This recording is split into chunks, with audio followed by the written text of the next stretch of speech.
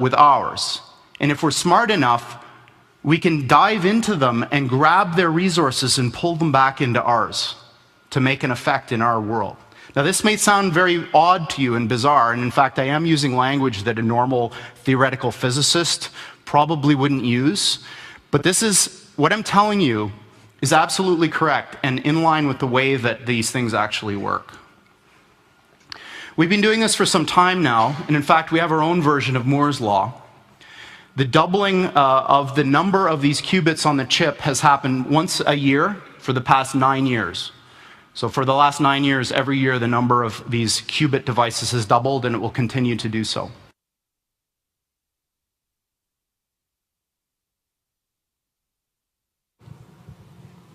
Are we back? There we go. Geordie Rose, founder of D-Wave. This was recorded, the original video, in 2013. He's talking about doubling the number of qubits every 12 months. That's called Rose's Law, after Geordie Rose. Rose's Law has been replaced by a doubling of qubits every 12 months to a doubling of qubits every 3 months, by their own words. This was recorded in 2013. At that time, the Model 512 computer was released. So what I'm going to give to you are numbers significantly higher than 512. Numbers that they have not even released. It's simply mathematics. Okay? The reason I'm starting with this is because I want to dissect some of what he's talking about randomly. Resources, parallel dimensions, an altar to an alien god, eerily like a heartbeat. This is artificial intelligence. This is beyond simple machine learning. This is spiritually influenced. You cannot separate the physical from the spiritual, and vice versa. We have a problem here. It's not my computer this time.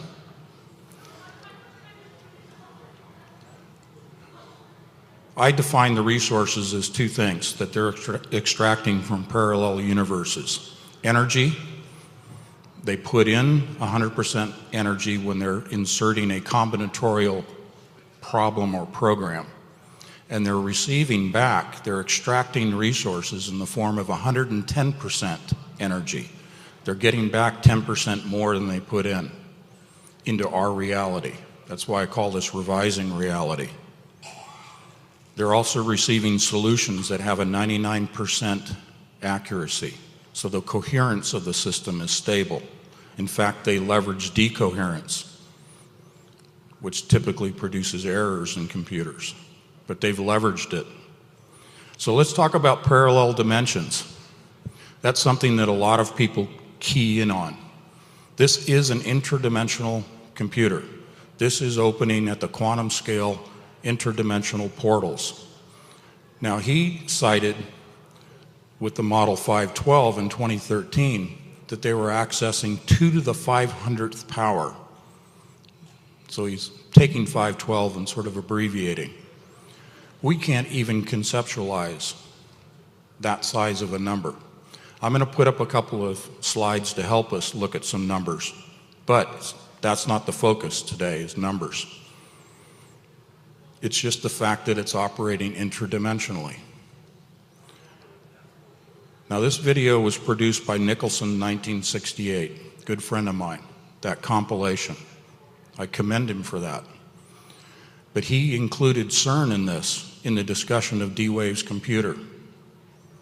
The reason is this computer will be responsible for opening the large scale, what I call the freeway portal at CERN, and maintaining the expansion and growth of that, and then the stabilization of a macro scale portal.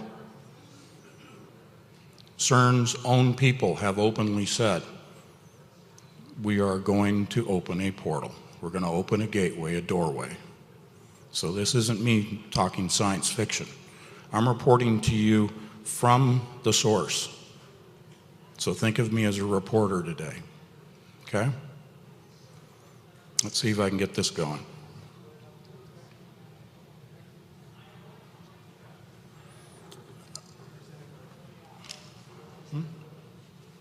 I have a remote, yeah.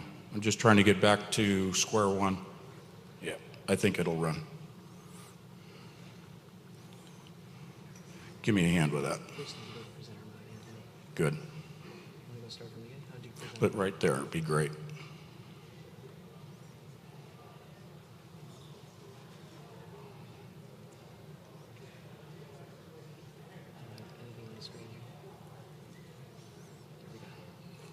Yeah, let's.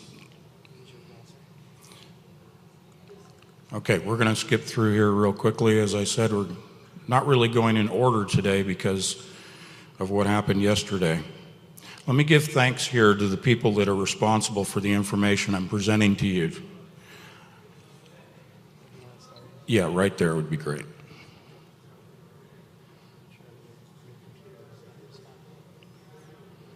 That's it. Good.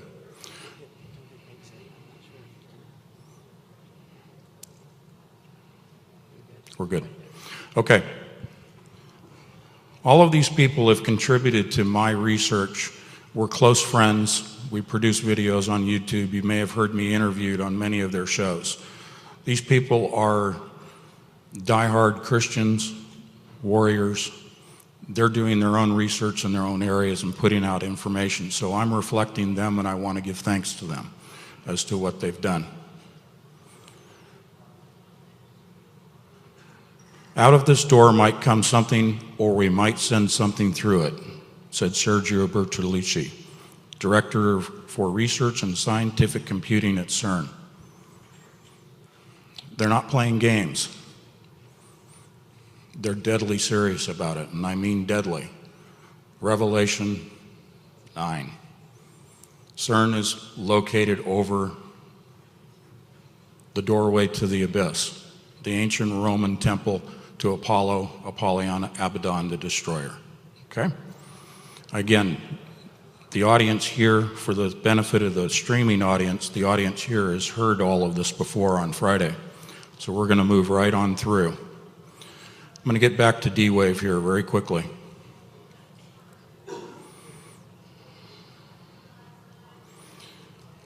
Hopefully. The Model 512 computer that was discussed in this video is ancient history. In 2015, they announced the 1024 model of computer. They just announced last week that next year they will release one that has over 2,000 qubits. That's the 2048 model. They're not calling it the 2048, not openly. They're simply calling it a 2,000 qubit. I'm here to give you the accurate information as to what's going on. I apologize that we're having to go this way, but it's the only way I can shortcut things here.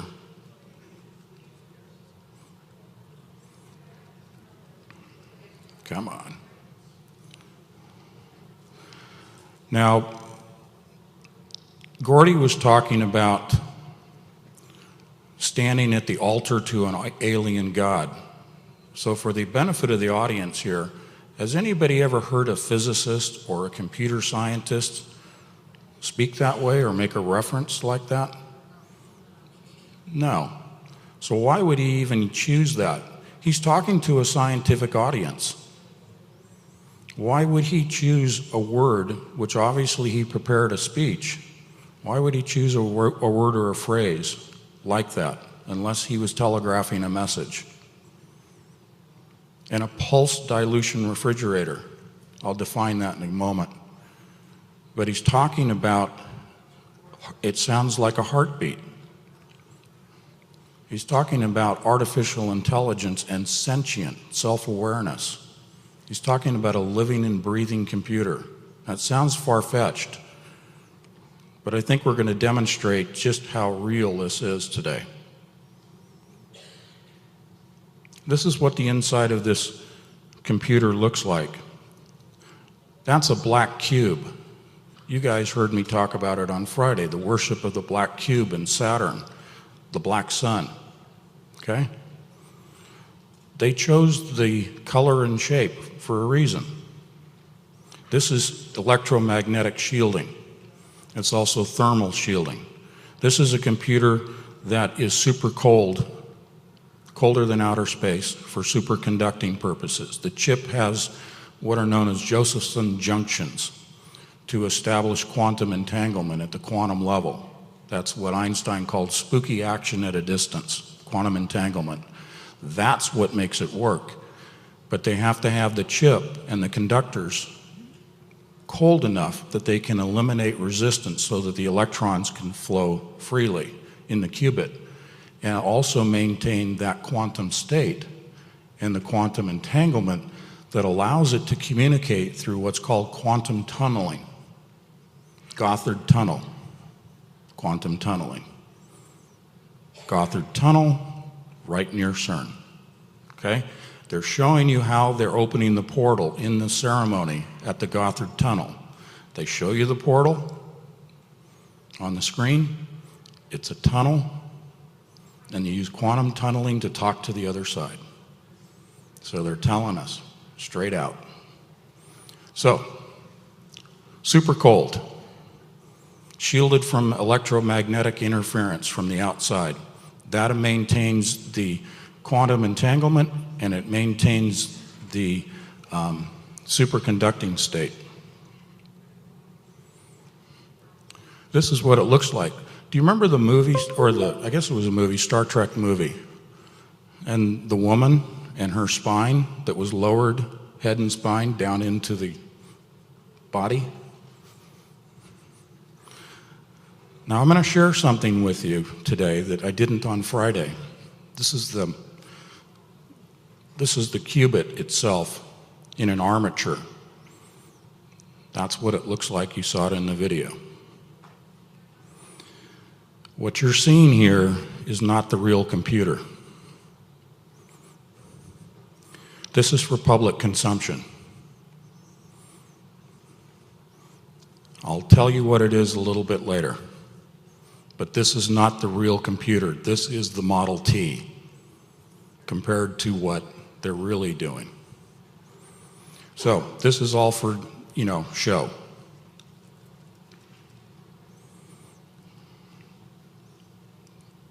Things are a little slow here today, I'm sorry.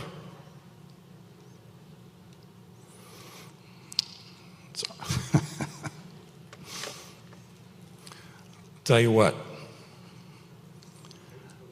go ahead and cut the PowerPoint altogether, and we're just going to go right off the top of the bald head, okay? I'm not going to play games with this thing today. This happened in Colorado in June when I was presenting. 2 separate presentations, 2 days, both days, same thing happened that you just saw, okay? Anyway, point here is D-Wave's computer, the latest model was the 1024. Now they've gone to a 4098. What we're talking about here is the power of 2. Basic math, the power of 2. 4098 is what results when you take 2 and multiply it times 1024. You take 2048 and you multiply it by 2. You get 4096. And then you get 8192. In the power of 2, 8192, a new number that I'm giving you, is 2 to the 13th power. 2048 is 2 to the 11th. In between is 4096, if I've got my numbers straight without my notes, is 2 to the 11th power. This is binary progression. This is basic in software programming, the power of 2. That's why their model numbers advance that way. But the 8192, let's go to old school. Maybe we'll take a break and we'll regroup and get the computer going here if we can. But I shared with you what is called a 600-cell tetrahedron on Friday. This is what the 8192 computer looks like now. If you guys on AV, if you want to come up and play with my laptop and see if you can get it going again, because I will need some pictures. Here's the deal. We've got an 8192 that's in the shape of a 600-cell tetrahedron. Tetrahedron is a pyramid, but with a triangular base, not a square base like you see in Egypt. Back in early 2012, late 2015, or 13, I read a paper by Buckminster Fuller, a biography of Buckminster Fuller, and he was talking about tetrahedrons. And he said that the simplest form or simplest shape that can enclose a volume is a tetrahedron. And when I read that, I thought, oh, singularity, Big Bang. Now, I don't adhere to the Big Bang theory. I have my own that I'm going to share with you, but the real issue is if the singularity did exist, and Buckminster Fuller, who people know from the geodesic dome, and buckyballs, buckyfullerenes, bucky tubes, C60 carbon, if he, as a brilliant researcher, comes up with a tetrahedron as the simplest form, then if there is a singularity, a point of origin to the universe, it took the shape of a tetrahedron. Now, the reason this is relevant to the discussion of D-Wave Corporation's computers is I had published both my books, my first two books. And interestingly enough, I find out after the fact that computer scientists and physicists were publishing papers about how to arrange qubits in a tetrahedral arrangement to build a quantum computer, which are already in my published novels. I wonder if they read it on the cloud. Okay? I'm not trying to build myself up. This is just the synchronicities of what God does. It's really strange. So if we get the PowerPoint going, I'll jump around and try to get to the pictures of the 600 cell. But here's kind of the punchline. And there's more to add, but the punchline. If in fact my intuition, download from God, whatever you want to call it, creative imagination, if in fact the 8192 computer exists, that's 2 to the 8,000th power of parallel dimensions according to Geordie Rose's formula that they're accessing, and it's arranged in a tetrahedral shape comprising a sphere, then they have just built a quantum computer that is identical to my model of the universe, which is freaky. That's what's on my bag, the 600-cell tetrahedron. When I first saw that, I thought, wow, that answers Buckminster Fuller's conjecture about a single tetrahedron. So how do you get from a single to that? It's not a Big Bang. It's a replication. Example, nanodiamonds, which is what I built my computer out of.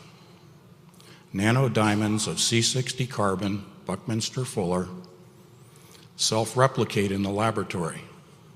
You can start it with a microwave, thank you, microwave signal to a nanodiamond, or you can use a laser, a pulsed frequency laser.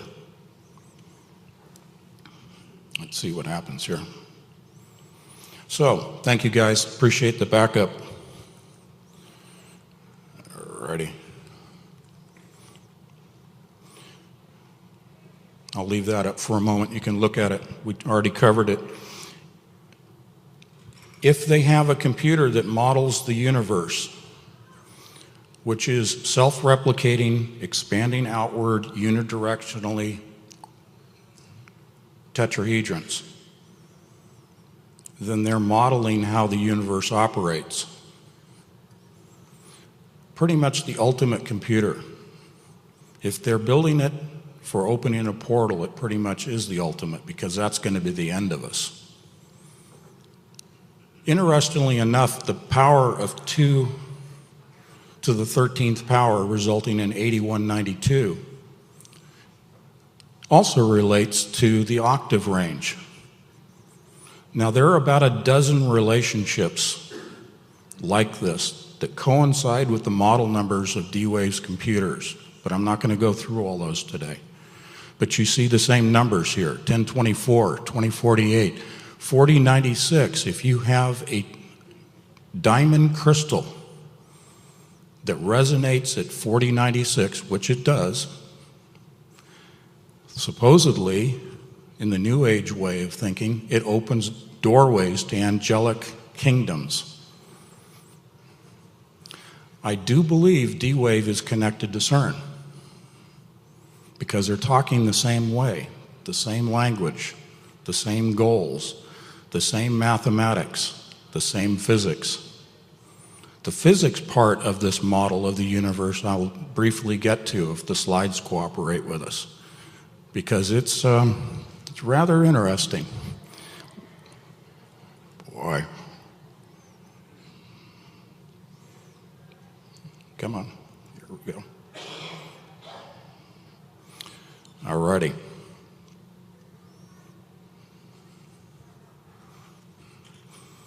If you take 2 to the 4096th power, one of the computer model numbers, and you have a resulting number that's 1,234 digits in length, you reduce that down to its decimal approximation of 1.044. That's almost the same as the background radiation wavelength of the universe. If they're modeling the computer after the model, the tetrahedral process of the universe, they're tuning it literally to the wavelength of the universe.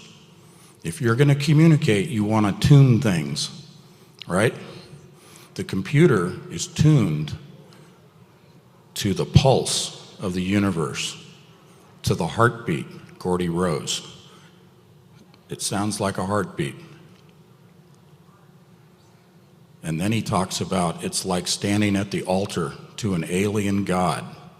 They're communicating to alien gods. And those of us that understand the Bible understand the ramifications of what I just said. And there's a little bit more, okay?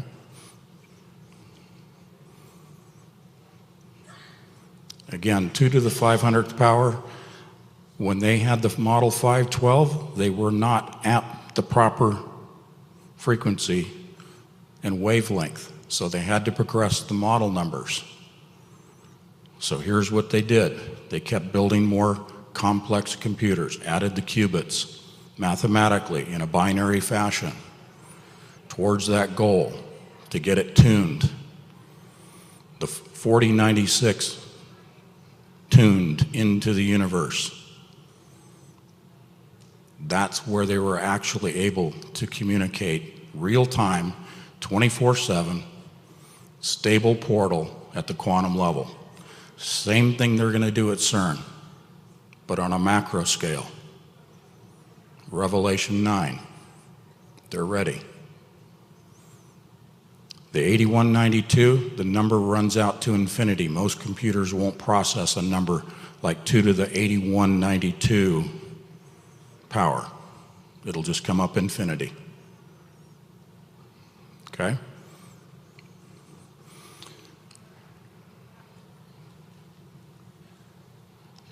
There we are. So if my conjecture is correct, this is what the computer looks like. This is a freeze frame of the universe expanding through the spontaneous replication of tetrahedrons. Tetrahedrons at the atomic level, according to science, when they are cooled to a superconducting level, they comprise one tetrahedron. When they begin to heat them, add energy to them, to the basic elements, what do you think they do? They replicate geometrically into more and more complex geometric shapes, all of which are subsets of this, until they finally reach this figure. And it goes beyond this. This is a snapshot. An interruption of that replication is what you're seeing. When you go to the cosmological level and you look at galaxies, this is all straight from their papers. This isn't me. They see C60 carbon, buckyball, buckyfullerenes on the macro scale in the cosmos, exactly as they see at the atomic level, as above, so below. The same pattern of tetrahedrons in the cosmos as they see under the microscope.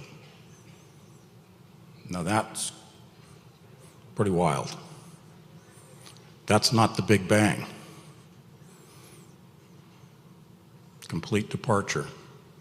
Nanodiamonds, along with other particles, but I'm focused on nanodiamonds in my books, self-replicate. You can also store data, voids in the crystals. Okay, nitrogen-filled voids. Use a laser. You pulse digital information, binary information. It's stored and captured, stable for the life of the diamond. That data remain intact, unchanged. That's what this computer does.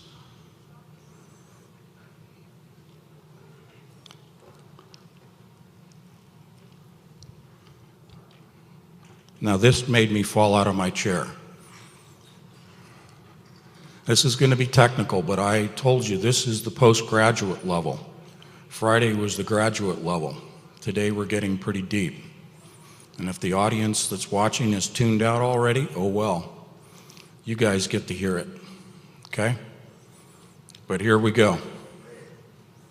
This is a published paper. I say I get all my research right from them, and this is going to show you what I look at on a regular basis. You notice the guy's name is Tony? Synchronicities. This document you're going to see just snippets of came right off the CERN's server. I'm going to show you again that the computer is connected to CERN. I'm going to show you the proof mathematically that my model of the universe is valid. Okay? E8 refers to the number of dimensions. Clifford 16 refers to dimensions and spatial locations. Lagrangian is a form of spatial orientation, locating things graphically. The algebraic quantum field theory, AQFT, it's a mouthful. That just described that 600-cell tetrahedron. The fundamental mass scale vacuum expectation value V of the Higgs scalar field is the fundamental mass parameter. That is to be set to define all other masses by the mass ratio formulas of the model and gobbledygook, all the way along. Okay, GeV, that's in giga electron volts. CERN talks about tera electron volts, and I talk about peta electron volts. Okay? What this is describing to you is the Higgs boson, the so-called God particle. This 600-cell tetrahedron model has everything to do with CERN and particles and particle collisions and energy derived from those collisions throughout this 125-page published peer-reviewed paper, published in 2014. 6 months after my second book was published, describing exactly what is in this paper. And I am not a physicist, nor a mathematician, okay? This is God working through me. It doesn't make me special. He just sends the information through. So I'm just witnessing here.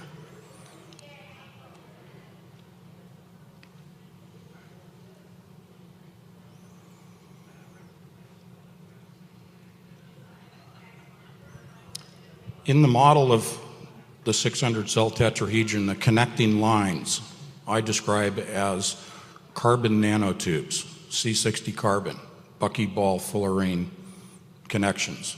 Each one of the dots is a qubit. As I said, the science paper that described that arrangement of putting the qubits in tetrahedrons.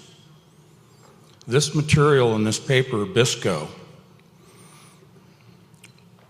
this is the material they use to construct those connecting lines, different than my use of C60 carbon. Not a big deal. But I'm just showing you the actual description that they're using in this paper. So configure the JJ array. JJ is Josephson junctions. I mentioned that in D-Wave's qubits, super cold, superconducting connections by Josephson junctions. That produces the quantum state for quantum entanglement. This guy's talking about a geometric shape, a 600-cell tetrahedron. So here it is again, in the paper, the simplest polytope, which is a arrangement of tetrahedrons. Superconducting tetrahedral quantum bits. Buckminster-Fuller, simplest form, singularity, beginning of the universe. The qubit design emulates a spin half system in vanishing magnetic field, the ideal starting point construction of a qubit. He's talking about building a quantum computer. He's talking also later how particles interact in the universe and how they interact at the Large Hadron Collider. He cites the Large Hadron Collider in here. He talks about what they are going to realize in 2015 and 2016. He's talking about the computer that they are using at CERN, and it's the 600-cell tetrahedron, and he doesn't even know it. He connects it to CERN, but he doesn't realize that what he's talking about is the model of the universe. A brilliant mathematician working with CERN, worked with Los Alamos. His archives of his other published works are archived at Los Alamos. Okay? This is a heavy hitter that we're talking about here. Manipulation of the tetrahedral qubit through external bias signals translates into application magnetic fields on the spin. The application of the bias to different elements of the tetrahedral qubit corresponds to rotated operations in spin space. What that means is particles spin. They have mass and they have movement and trajectory. You can use primarily the spin to impart ones and zeros, binary information. Use it as a processor. The spin of quantum particles. Now I'm abbreviating this, but again, this is the replication. You start with 1, you go to 2, and you get this. I have no doubt in my mind that this computer exists. That's a long way from 512 in 2013, where they're doubling the number of qubits every 3 months, not every 12, according to Geordie Rose's own law. It's not a great leap in mathematics or in time to say what I'm saying is accurate about what they're hiding from us. There's a concept in our discussion of technology that we're aware of today is already 30, 40, 50 years old. I'm showing you an example of that, okay? Now, I promised another piece of bonus information. This came to me this morning.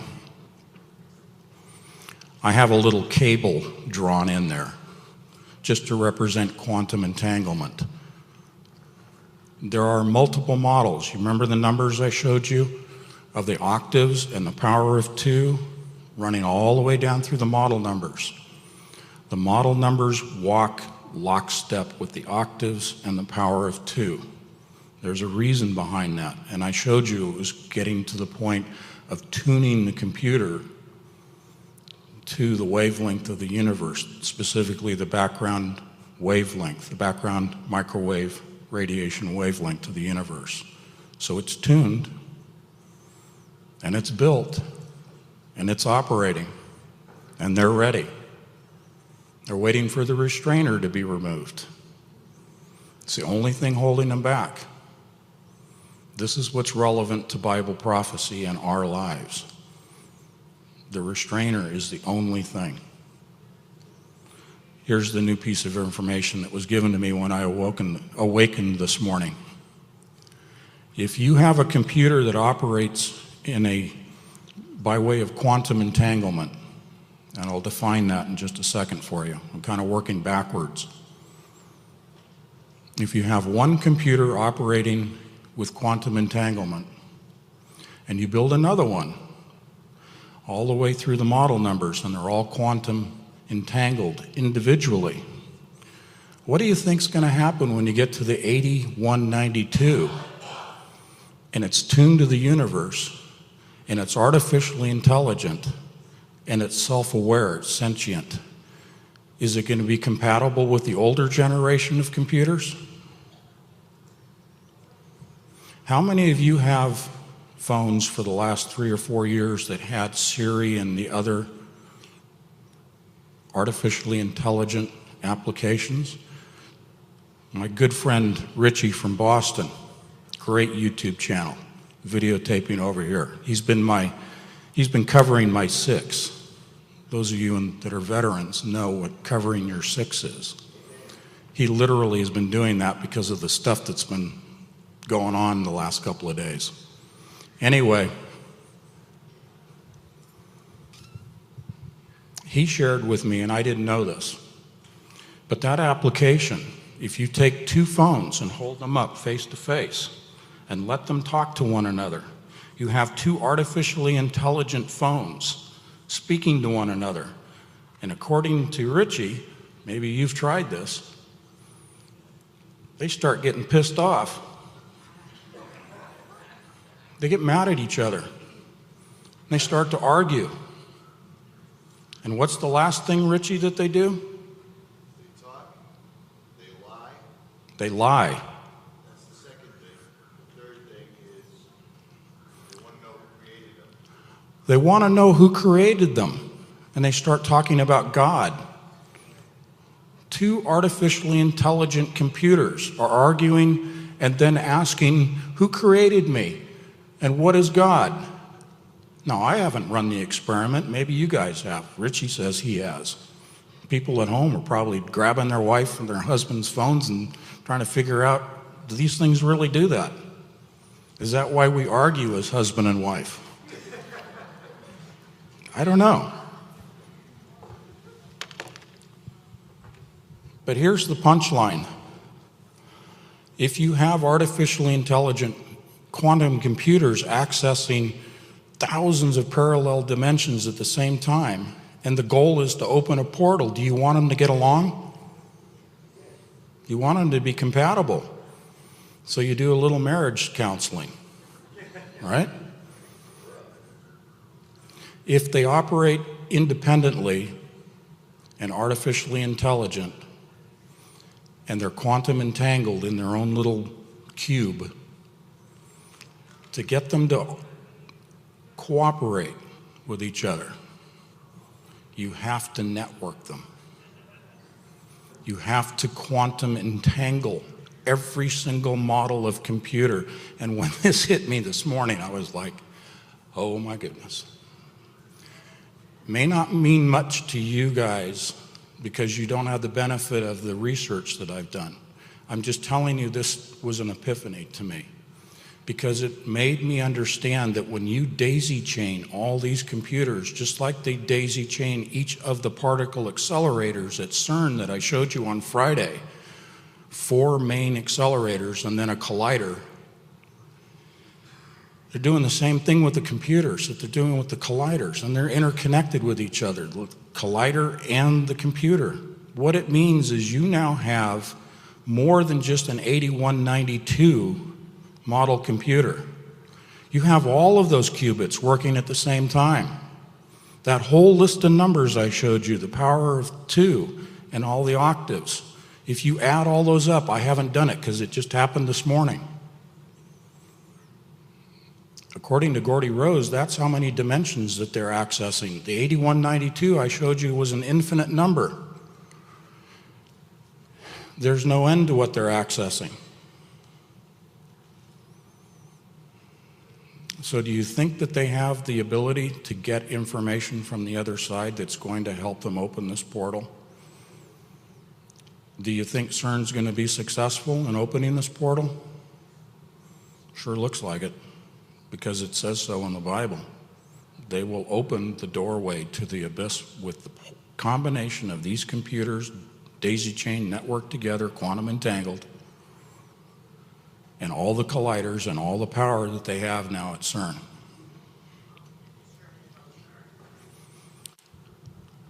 Quantum entanglement was described by Einstein, again I'm working backwards, as spooky action at a distance, because he could not define or describe what was really happening. He lacked the technology at the time. We call it quantum entanglement because it's 2 particles, and they don't have to be identical. They can be completely dissimilar. But in real time, without time being involved, you affect one, and even light years out into the cosmos, that quantum entangled pair will communicate with each other in real time. No time delay. It's been described as connecting the 2 particles with a solid metal rod and then pushing that rod towards one particle or pulling it back. They're already connected. What does it say? What does God say about himself in Scripture? I am that I am. There is no time when you're speaking of God and you're speaking of spiritual realms. Nor at the quantum level is time relevant. Time is only a yardstick for our feeble human brains. So I wanted to define quantum entanglement for you so that you understand that these guys are communicating and they can be separated by miles or light years. It's irrelevant. And that's why they're able to communicate to the other side, because they're entangled with either dissimilar or identical matter and spiritual entities, because you cannot separate the physical from the spiritual. So they're getting back energy, they're getting back matter, material. When they open the macro scale portal, it'll be like a freeway of energy and matter and digitized DNA. So have me come back to DNA. Help me with that, because I'll get off track. When the Scripture talks about men's hearts will fail for what they behold, and L.A. Marzulli presents things like the fairy and creatures, and they talk about locust armies coming through. This is digitized DNA coming through into our realm. Now, some of the theories say that there are hybrid bodies that have been created in the laboratory artificially grown, and that they're in hibernation. Perhaps they'll be indwelt with the DNA as well as the spirits. Some of that may enter into those that are still here, that have accepted the mark of the beast. These things are all tied together. We're about to talk about DNA modification, genetic manipulation. It sounds like Nephilim, doesn't it? The days of Noah. These are the mechanics. These are the tools. This comes from the Tower of Babel, which was more spiritually driven than technologically driven. This is Nimrod who was a chimera. He was mixed, part human, part God, immortal. He modified his own DNA. He literally performed genetic modification on himself. And then God destroyed the Tower of Babel, as we all know, and he got angry at God. And he is determined, even today, to kill God and kill God's angels. So he built the technology to achieve that goal. Part of what goes on at CERN is also kinetic energy weapons and directed energy weapons. They've developed what is called strangelets, quark gluon condensate, the most powerful explosive in the known universe. It's a weapons program, not just opening a portal. Nimrod really believes he can kill God. I talk about the hubris of Satan. He's full of himself. He actually, in his deceived mind, believes that he can accomplish this. The Tower of Babel. It really does sound like science fiction and mythology, but this is real. This is what has been dropped on our doorstep. This is the generation. This obviously is the last few days, if you will, of what's going to happen. They're going to achieve this goal, not killing God and his angels, but opening this portal. Let's see what we have here for the, oh, we don't need to see that.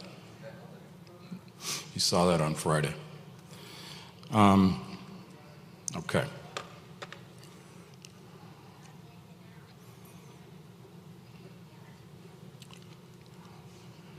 It's not usually how I do a presentation, and I think you guys who were here Friday saw it.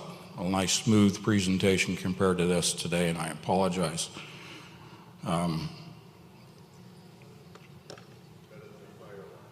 It's better than a fire alarm. You can go ahead and kill the PowerPoint altogether if you want. 4096, the key to the bottomless pit. Can anyone in here, for my benefit, because I've asked a lot of people that are scholars of the Bible, can you define the key? Can you actually tell me what the key is? Is it a key? What's that? A tone. Absolutely. A wave, a frequency and a wave. Yeah. There you go. It's an encrypted signal. You guys are right on the ball. That's exactly the point of realization that I came to. 4096 has huge numbers of translations and ramifications in mythology, in mathematics, geometry, particle physics.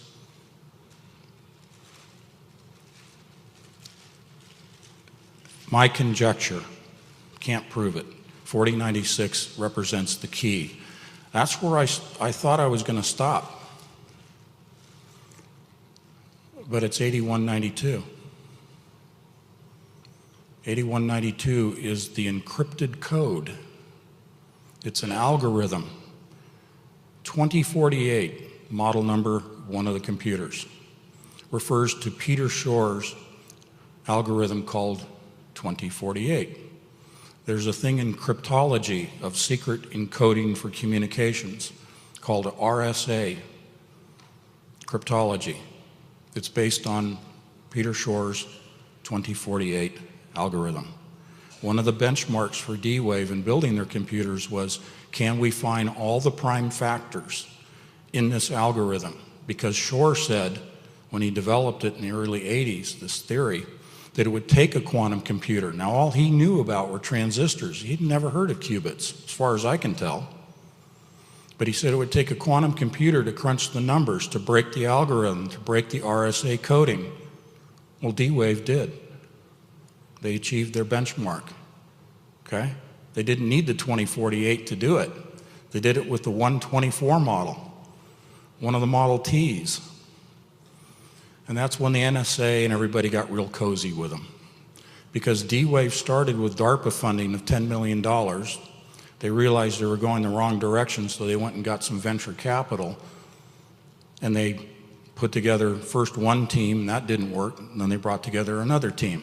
That's the short thumbnail sketch of D-Wave. But they originated with DARPA. They've always been in bed with DARPA and the NSA.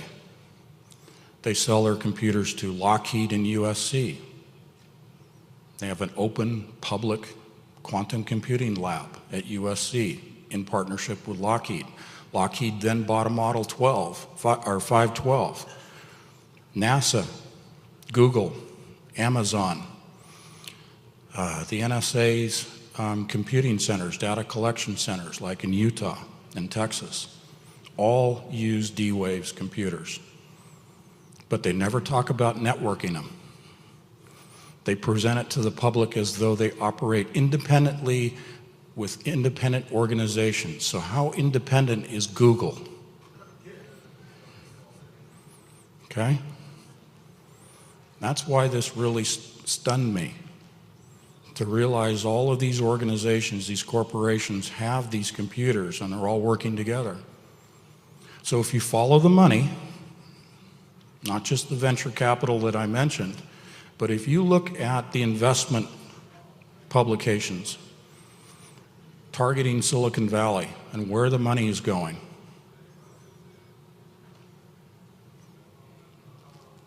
quantum computing, artificial intelligence from the quantum computing, that's number one. Number two is defeating death, immortality, genetic modification. It's all over in the public domain literature. That's where all the money's going. Jeff Bezos, Amazon. Why is he partnered with Google and D-Wave? He's one of the founding partners of D-Wave. Their model, their business model at Amazon is they want to sell you everything in the world. We're talking about the beast system. The infrastructure real-time exists to control our buying and selling, whether you have the mark of the beast or not. Okay? Now, this computer system also operates in an environment that's called the Sentient World Simulation, SWS. Purdue University published a draft white paper in 2006 describing a sentient world simulation, a mirror, a virtual reality of the entire planet and all its inhabitants. 2007, it went live. If I had my graphics up, I'd show you the progression of the model numbers of the computers coincide with the implementation of the virtual world. D-Wave's computer runs the mirror of the entire planet. The Model 512 in 2013, Geordie Rose described as having the equivalent processing power of 7 billion human brains, and each human brain processes a petaflop of data.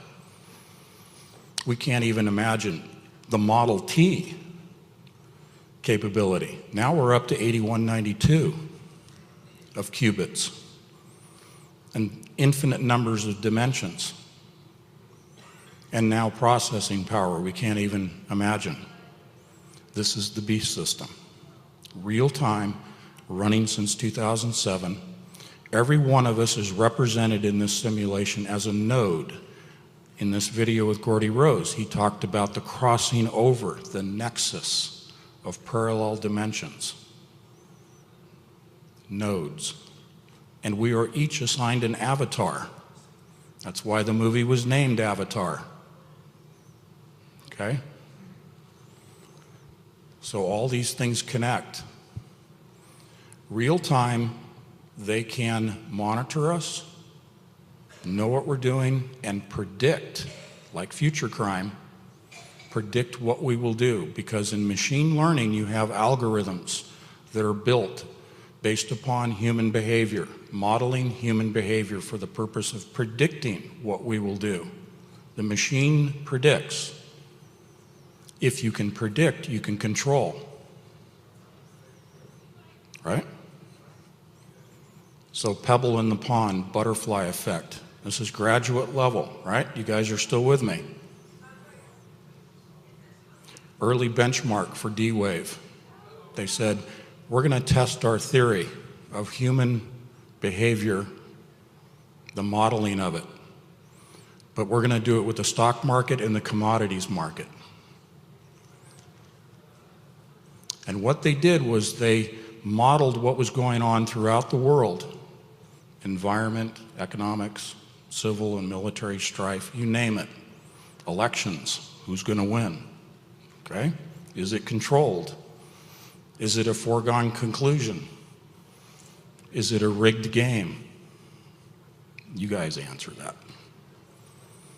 So the benchmark that they achieved was they predicted commodity and stock exchange actions based on our behavior, those algorithms. And they proved that they could predict the market, and if they wanted to, they could financially benefit from it. That's part of what these computers can do. That was the first model. That's when they knew they had it. Okay? Since then, they've gone to the sentient world simulation. It runs it. It knows what we're doing. This is not paranoia. There's a reason why everything is wired and bugged and tapped into and monitored, because it's feeding the virtual world. All right, you guys have phones. Anybody have the Pokemon Go application? Nobody does it. Good. That is part of the psychological operation which teaches the machine to predict human behavior through building those mathematical algorithms. Pokemon Go is to get people used to living in the virtual reality, in the augmented reality. Reality, as my third book, Revising Reality, is titled. They're revising reality by getting people comfortable with living in that digital world. I call this our analog, okay? There are reasons why they put these things out. And so they devise the application, and they go, what do you think's going to happen when we drop this into the matrix, the pebble in the pond? They know full well how we're going to respond to it. So how do you beat the game? Some of you guys know the answer from Friday. How do you beat a game? Somebody told me when I asked that question Friday, you got to know the rules. Valid statement. But beyond that, pulling back from it, looking at it objectively and analytically, you say, oh, it's a game. You realize it's a game.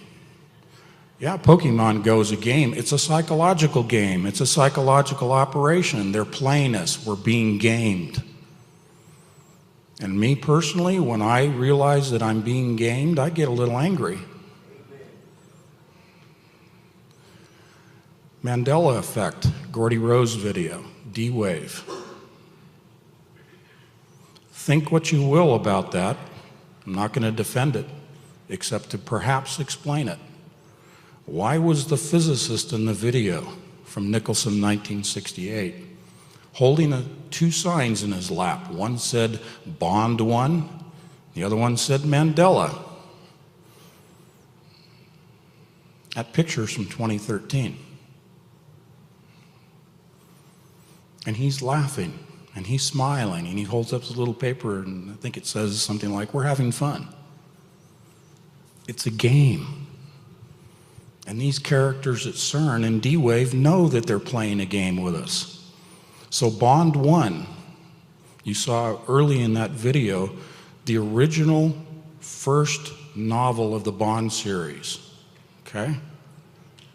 Casino Royale. It's a game. Monte Carlo is where they played Casino Royale. In statistical analysis in the world of particle physics, there's a thing called the Monte Carlo random number association, or prediction.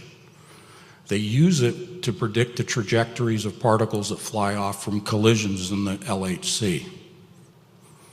They're using it to play the psychological game with us. to create the Mandela effect as a psyops so the machine can learn from our reactions and responses. Who's looking at it, who's analyzing it, who's talking about it, who's communicating about it. That's all part of the algorithms of machine learning. That's why the Mandela effect is here. I'll give you the cause of it in a second. But they knew that they were going to do a Monte Carlo game at CERN, and they called it Bond 1 from the movie, from the book. And then they had the Mandela name right underneath it as the application. So, where does the Mandela effect originate from? Would you hazard a guess? D-wave. Other dimensions. I call it quantum pollution. If they, as I said at the beginning, that they are inserting a combinatorial program into other dimensions and extracting 110% more energy than they put in, and Geordie Rose is talking about extracting, going in and grabbing resources from the other side, that means that there are things, energy, information, digital information, entering into our reality and revising it, polluting it. That's why you see these effects, because it's a game that they designed, and they know full well what it's going to do, and they can predict how we're going to respond to it. You're being gamed. So am I.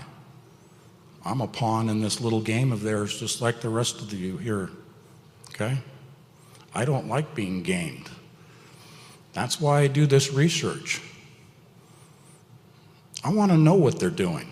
I don't know it all. I have a little slice of what I'm looking at, and I'm looking at it, through the dark glass, the glass darkly, as it says in Scripture. I don't see it clearly, but I put on a different set of glasses than most people. I use the Scripture. I use the Holy Spirit for the discernment. That's why last night when I was praying and I went to bed, he said, hey, guess what? You need to show them the 600 model, and you need to show them what it relates to the D-wave and explain all the numbers. You didn't explain the numbers on Friday. Reboot. That wasn't the nefarious NSA doing that. That was God. Now, maybe they were the tool, but who cares? I don't. It's God's plan. He's in control. And then this morning, as I said, he said, no, they're daisy-chained. They're linked. They're all quantum entangled. They're all working together. I mentioned it to Richie, and he goes, oh, yeah, put the phones together and see how well they get along. It's God's sense of humor. I walk in a constant conversation with him, like a lot of you do. You eventually get to that point in your relationship with him. It isn't that you're hearing God audibly, is it? But you're walking along, talking with him. And he relates to me through humor. I'm not a humorous guy, you can tell, okay? I'm pretty serious. So he throws British humor at me. Very dry, very witty, very fast, okay? But that's how he makes me laugh, because you have to be in balance with this stuff. If you're looking at it all the time and you're just going down these rabbit holes and you go, oh, I don't want to see this anymore. I'd rather just go buy a sailboat and go drift on down the river. Okay? But he wants me to do this. He commands me to do this. He commands all of us, because what are we supposed to be doing in our own areas of witnessing? We're commanded to save souls. So what I present is, you have a choice. I'm not Pastor Paul. He's much more eloquent. But I simplify it, and I say you have a choice. You go to the light or you go to the dark. There's no in between. And there's no time to delay that. Going to Jesus, accepting the Holy Spirit, and getting the full armor of God to protect you. So I haven't forgotten about DNA. The third strand of DNA, our DNA, right now, can be modified through nanoparticles, nanomachines. We have inhaled through the aerosolized chemtrail spraying through our GMO foods. Our environment has polluted us. We have dormant nanocells, nanomachines in our body that will be triggered by microwave impulses. So when people talk about the mark of the beast, accepting it or not accepting it, you have free will. If you accept the mark of the beast, the nanoparticles are triggered, your DNA begins to modify in the form of a third strand. We have 2 strands naturally. A third strand will be developed, and it will change your body, and it will change your mind. This comes right out of DARPA. I've read the papers. I understand the process. And I look at it, and this is utter folly. This is where they're trying to go to for immortality. Dr. Craig Ventnor, first person to have his human genome mapped at Berkeley, where I went to school, using a particle accelerator, the Advanced Light Source Building. It's a synchrotron ring-based particle collider. The latest model in the advancements of cyclotrons and bevitrons from Dr. Ernest Lawrence at Berkeley. Lawrence Livermore Berkeley Laboratory, Lawrence Livermore National Lab, Berkeley Lab and Livermore Lab, named after him. Livermore is where, among other things, they do the research to develop nuclear warheads.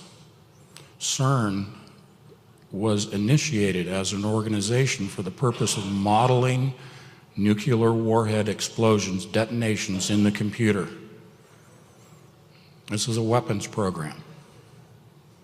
They have strangelets that make warheads, nuclear warheads, look like firecrackers in comparison.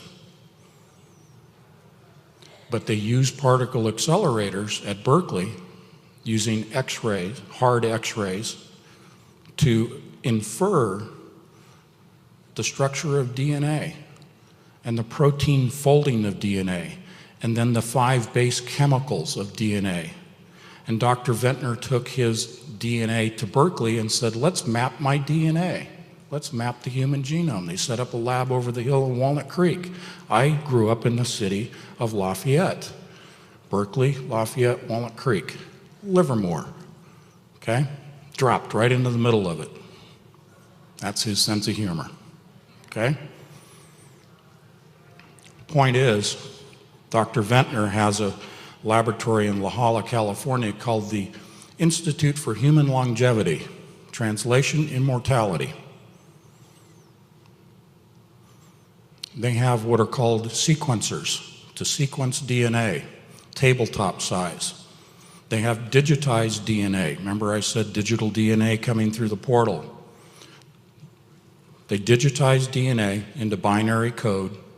They transmit it through the cloud, and they use a sequencer and the 5 base chemicals to then reconstitute, to resequence that code of the original source biological DNA. Transmitted through the cloud, they can grow it at the other location. And this has been going on for at least 5 years that I know of. Scenario, Mars, Earth, little spaceship. Sequencer, chemicals, shoot it to Mars. Sequencer takes the chemicals, builds the DNA, grows your astronauts. That's why Jeff Bezos is talking about sending nanoships into the cosmos. Okay? All been done, all been proven, all in the public domain. Nothing secret that I'm talking about here. Real time, today. Nanoparticles, microwaves, sounds bizarre.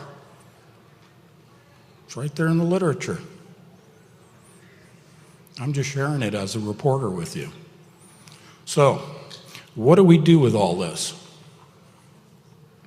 Well, this is evidence, and these are facts that you can use to witness to people, because there is no more time, right? As I said. And you ask the average person, you've ever heard of CERN? They're going to laugh at you.